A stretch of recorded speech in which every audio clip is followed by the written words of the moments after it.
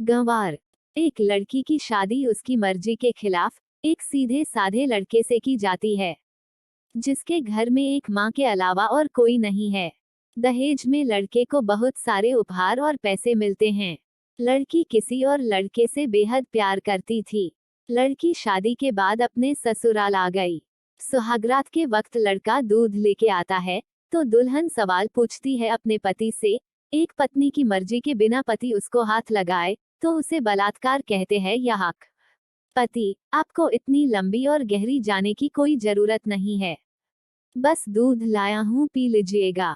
हम सिर्फ आपको शुभ रात्रि कहने आए थे, कहकर लड़का कमरे से निकल जाता है। लड़की मन मारकर रह जाती है, क्योंकि लड़की चाहती थी कि झगड़ा हो ताकि मैं इस गंवार से पीछा छुड़ा सकूं। दुल्हन घर का कोई भी काम नहीं करती, बस दिन भर मोबाइल पर ऑनलाइन रहती और न जाने किस किस से बातें करती। मगर उधर लड़के की माँ बिना शिकायत के दिन भर चूल्हा चौका से लेकर घर का सारा काम करती, हर पल अपने होठों पर मुस्कुराहट लेके फिरती। लड़का एक कंपनी में छोटा सा मुलाजिम है और बेहद ही मेहनती और ईमानदार। करीब महीने भर बीत गए, मगर पति पत्नी अब तक साथ नहीं सोए। वैसे लड़का बहुत शांत स्वभाव वाला था, इसलिए वह ज्यादा बातें नहीं करता था। बस खाने के वक्त अपनी पत्नी से पूछ लेता था कि कहाँ खाओगी, अपने कमरे में या हमारे साथ, और सोने से पहले डायरी लिखने की आदत थी, जो वह हर रात को लिखता था। लड़की के पास एक स्कूटी थी, वह हर रोज बाहर जाती थी, पति के ऑफिस जाने के बाद, और पति के वापस लौटते ही आ जाती थी। छुट्टी का दिन था, लड़का भी घर पे ही था, तो लड़की ने अच्छे भले खाने को भी गंदा कह के माँ को अपशब्द बोल के खाना फेंक देती है। तो वह शांत रहने वाला उसका पति अपनी पत्नी पर हाथ उठा देता है, मगर माँ अपने बेटे को बहुत डांटती है। इधर लड़की को बहाना चाहिए था झगड़े का जो उसे मिल गया था। वह पैर पटकती हुई स्कूटी लेके निकल पड़ती है। लड़की जो रोज घर से बाहर जाती थी, वह अपने प्यार से मिलने जाती थी। लड़की भले टूटकर चाहती थी लड़के को, मगर उसे पता था कि हर लड़की की एक हद होती है, जिसे इज्जत कहते हैं, वो उसको बचाए रखी थी। इधर लड़की अपने प्यार के पास पहुंचकर कहती है, अब तो एक पल भी उस घर में नहीं रहना है मुझे। आज गंवार ने मुझ पर हाथ उठा के अच्छा नहीं किया। लड़का, अरे तुमसे तो मैं कब से कहता हूँ कि भाग चलो मेरे साथ कहीं दूर, मगर तुम हो कि आजकल पे लगी रहती हो। लड़की, शादी के दिन मैं आई थी तो तुम्हारे पास, तुम ही ने तो लौटाया था मुझे। लड़का, खाली हाथ कहाँ तक भागते, तुम ही बोलो। मैंने तो कहा था कि कुछ पैसे और गहने साथ ले लो, तुम तो खाली हाथ आई थी। आखिर दूर एक नई जगह में जिंदगी नए सिरे से शुरू करने के लिए पैसे तो चाहिए ना। लड़की, तुम्हारे और मेरे प्यार के बारे में जानकर मेरे घर वालों ने बैंक के पास बुक एटीएम और मेरे गहने तक रख लिए थे, तो मैं क्या लाती अपने साथ। हम दोनों मेहनत करके कमा भी तो सकते थे।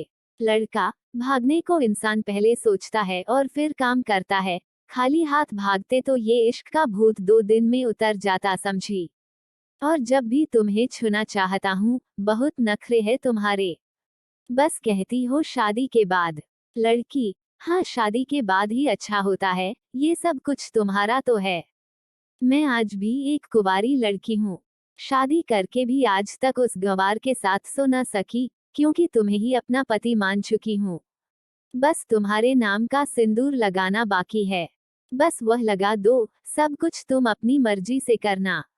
लड़का, ठीक है मैं तैयार हूँ, मगर इस बार कुछ पैसे जरूर साथ लेके आना। मत सोचना हम दौलत से प्यार करते हैं, हम सिर्फ तुमसे प्यार करते हैं, बस कुछ छोटे मोटे बिजनेस के लिए पैसे चाहिए। लड़की, उस गंवार के पास कहाँ होगा पैसा, मेरे बाप से 3 लाख रुपए ऊपर से मारुति कार लिया है। हाँ, बस कुछ गहने हैं वह लेके आओगी आज। लड़का लड़की को होटल का पता देकर चला जाता है। लड़की घर आके फिर से लड़ाई करती है, मगर अफसोस वह अकेली चिल्लाती रहती है, उससे लड़ने वाला कोई नहीं था। रात 8 बजे लड़के का मैसेज आता है व्हाट्सएप पे कि कब आ रही हो। लड़की जवाब देती है, सब्र करो कोई सोया नहीं है, मैं 12 बजे से पहले पहुंच जाऊंगी, क्योंकि यहाँ तुम्हारे बिना मेरी सांसें घुटती है। लड़का, ओके, जल्दी आना, मैं होटल के बाहर खड़ा रहूंगा। लड़की अपने पति को बोल देती है कि मुझे खाना नहीं चाहिए, मैंने बाहर खा लिया है, इसलिए मुझे कोई परेशान ना करे। इतना कह के दरवाजा बंद करके अंदर आती है कि पति बोलता है, अलमारी से मेरी डायरी दे दो, फिर बंद करना दरवाजा, हम परेशान नहीं करेंगे। लड़की दरवाजा खोले बिना कहती है कि चाबियां दे दो अलमारी की। पति, तुम्हारे बिस्तर के पैरों तले है चाबी।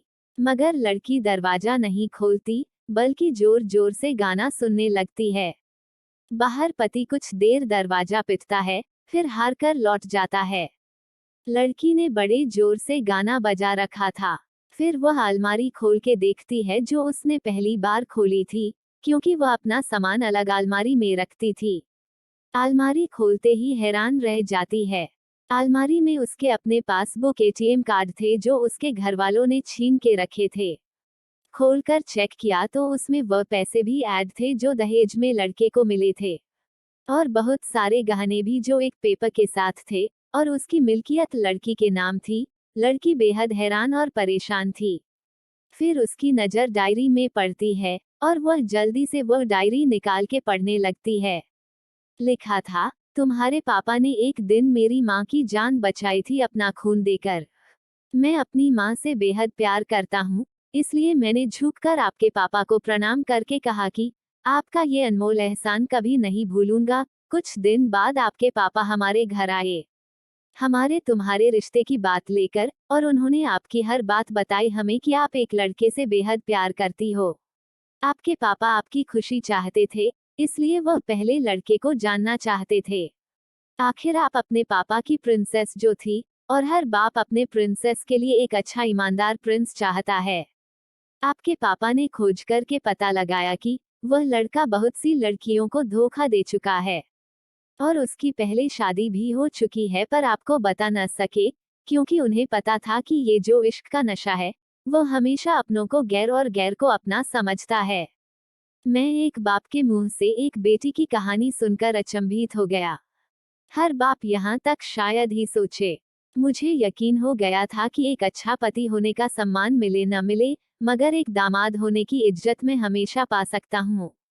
मुझे दहेज में मिले सारे पैसे मैंने तुम्हारे अकाउंट में डाल दिए, और तुम्हारे घर से मिली गाड़ी आज भी तुम्हारे घर पे है, जो मैंने इसलिए भेजी ताकि जब तुम्हें मुझसे प्यार हो जाए तो साथ चलेंगे कहीं दूर घूमने।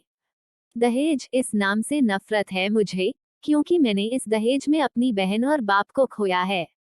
मेरे बाप के अंतिम शब्द भी यही थे कि किसी बेटी के बाप से कभी 1 रुपए न लेना। मर्द हो तो कमा के खिलाना, तुम आजाद हो, कहीं भी जा सकती हो। डायरी के बीच पन्नों पर तलाक की पेपर है, जहाँ मैंने पहले ही साइन कर दिया है। जब तुम्हें लगे कि अब इस गंवार के साथ नहीं रहना है, तो साइन करके कहीं भी अपनी सारी चीजें लेके जा सकती हो। लड़की हैरान थी, परेशान थी। न चाहते हुए भी गंवार के शब्दों ने दिल को छुआ था। न चाहते हुए भी गंवार के अनदेखे प्यार को महसूस करके पलकें नम हुई थी। आगे लिखा था, मैंने आज तुम्हें इसलिए मारा क्योंकि आपने माँ को गाली दी, और जो बेटा खुद के आगे माँ की बेइज्जती होते सहन कर जाए, फिर वह बेटा कैसा। कल आपके भी बच्चे होंगे, चाहे किसी के साथ भी हो, तब महसूस होगी माँ की महानता और प्यार। आपको दुल्हन बना के हमसफर बनाने लाया हूँ, जबरदस्ती करने नहीं। जब प्यार हो जाए तो भरपूर वसूल कर लूंगा आपसे। आपके हर गुस्ताखी का बदला हम शिद्दत से लेंगे हम आपसे। गर आप मेरी हुई तो बेपनाह मोहब्बत करके, किसी और की हुई तो आपके हक में दुआएं मांग के। लड़की का फोन बज रहा था, जो वाइब्रेशन मोड पे था। लड़की अब दुल्हन बन चुकी थी। पलकों से आंसू गिर रहे थे। सिसकते हुए मोबाइल से पहले सिम निकाल के तोड़ा, फिर सारा सामान जैसा था वैसे रख के न जाने कब सो गई पता नहीं चला। सुबह देर से जागी तब तक गंवार ऑफिस जा चुका था। लड़की पहले नहा धोकर साड़ी पहनी, फिर लंबी सी सिंदूर डाली अपनी मांग में, फिर मंगलसूत्र पहना। जबकि पहले एक टीकी जैसी साइड पे सिंदूर लगाती थी, ताकि कोई लड़का ध्यान न दे। मगर आज दूर से भी दिखाई दे ऐसी लंबी और गाढ़ी सिंदूर लगाई थी दुल्हन ने। फिर किचन में जाके सासू माँ को जबरदस्ती कमरे में लेके तैयार होने को कहती है, और अपने गंवार पति के लिए थोड़े नमकीन, हलवे और चाय बना के अपनी स्कूटी में सासू माँ को जबरदस्ती बिठाकर फिर रास्ते में सासू माँ को पति के ऑफिस का पता पूछकर ऑफिस पहुंच जाती है। पति हैरान रह जाता है पत्नी को इस हालत में देखकर। पति, सब ठीक तो है न माँ? मगर माँ बोलती इससे पहले पत्नी उसे गले लगाकर कहती है कि अब सब ठीक है। कहती हैं, I love you forever. Office के सब लोग खड़े हो जाते हैं, तो दुल्हन कहती है कि मैं इनकी धर्मपत्नी हूँ, वनवास गई थी, सुबह लौटी हूँ। अब से 1 महीने तक मेरे पति देव ऑफिस में दिखाई नहीं देंगे। ऑफिस के लोग सन। दुल्हन, क्योंकि हम लंबी छुट्टी पे जा रहे हैं। पति, पागल। दुल्हन, आपके सादगी और भोलेपन ने बनाया है। सभी लोग तालियां बजाते हैं और दुल्हन फिर से लिपट जाती है अपने गंवार से, जहाँ से वह दोबारा कभी भी छूटना नहीं चाहती। बड़े कड़े फैसले होते हैं कभी कभी हमारे अपनों के, मगर हम समझ नहीं पाते कि हमारे अपने हमारी फिक्र खुद से ज्यादा क्यों करते हैं। माता पिता के फैसलों का सम्मान करें, क्योंकि ये 2 ऐसे शख्स हैं जो आपको हमेशा दुनियादारी से ज्यादा प्यार करते हैं।